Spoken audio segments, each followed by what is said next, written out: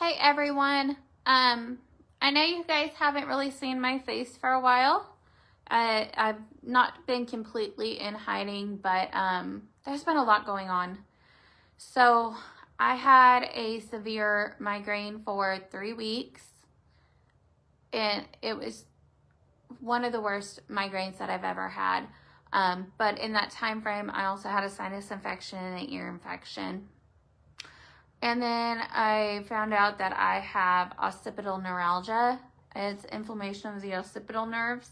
It goes all around this part of your head, which is contributing to the migraines. So I have not been feeling very great. Also did something to my shoulder. There's a pinched nerve in it. It's been a lot. But then last Monday on the 27th, on Corey's way home from work, a deer ran into his vehicle and totaled his car. So we went through all of last week dealing with the insurance stuff. And on Thursday, the adjuster from the insurance company told me that the car was totaled and to go ahead and get a new vehicle. I confirmed with her on Friday that she had said that, and she said, yes, this is totaled. I'll have the letter to you by the end of the day or Monday.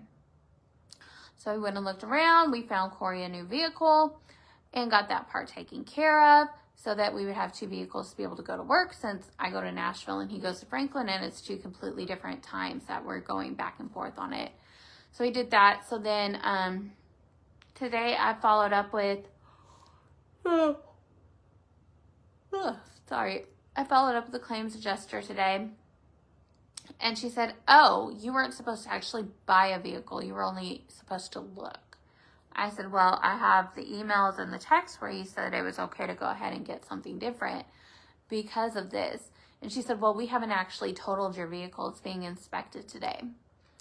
So from about 10 o'clock this morning until like 3 p.m., Corey and I were both completely stressed and in anguish over this whole thing because we had already gone out and bought the vehicle. And she said, well, you're just going to have to take that vehicle back to the dealership lot. And I was like, are you kidding me? We just went through this huge ordeal of buying the vehicle, and you're saying we have to take it back? Because literally I had nightmares that night about the whole process of buying the car because it was such a huge ordeal. And you guys know car dealers are awful. I had one car dealer that was yelling at me and just really negative. And then there was this whole thing where they were lying to us about it, and it was like 3 or 4 different dealerships that we ended up going to.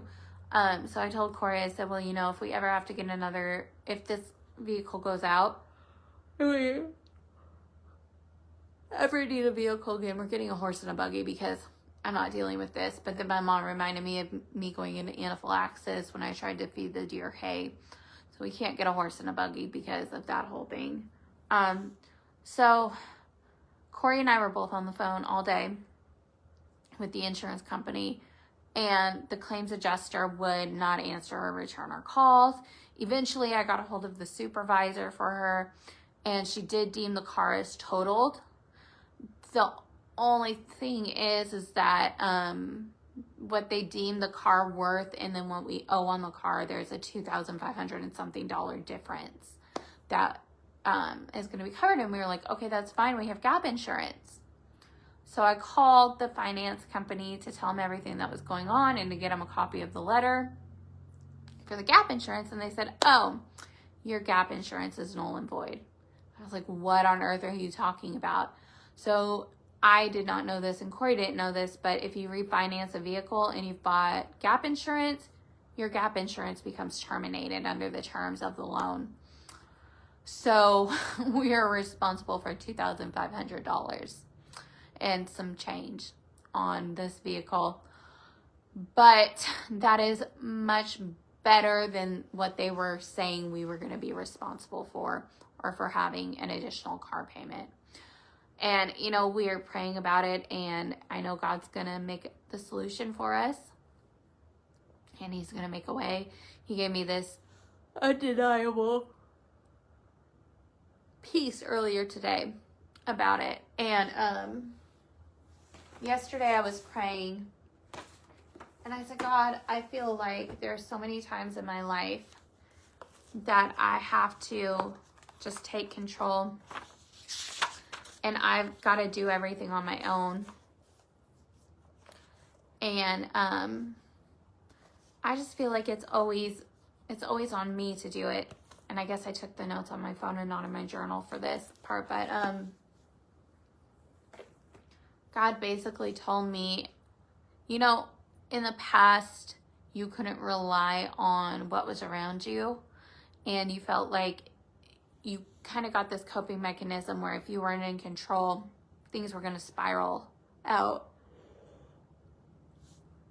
But that was also during a period of your life when you weren't really following me as closely.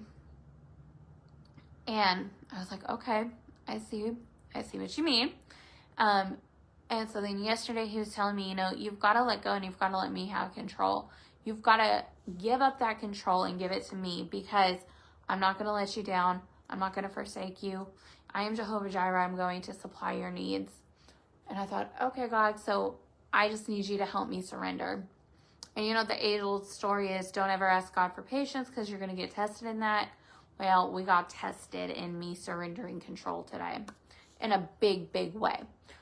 And, you know, even knowing that we have this additional $2,500 that we're going to owe on a vehicle that's been totaled, I'm not stressed out about it. I have this peace because I know that God's going to provide this in a way that I can't even think of. And I know that there's so many of you that are going through situations where things feel out of control, they're spiraling, where you have these big things come up and you're like, God, what is going to happen? How is this going to happen? You know?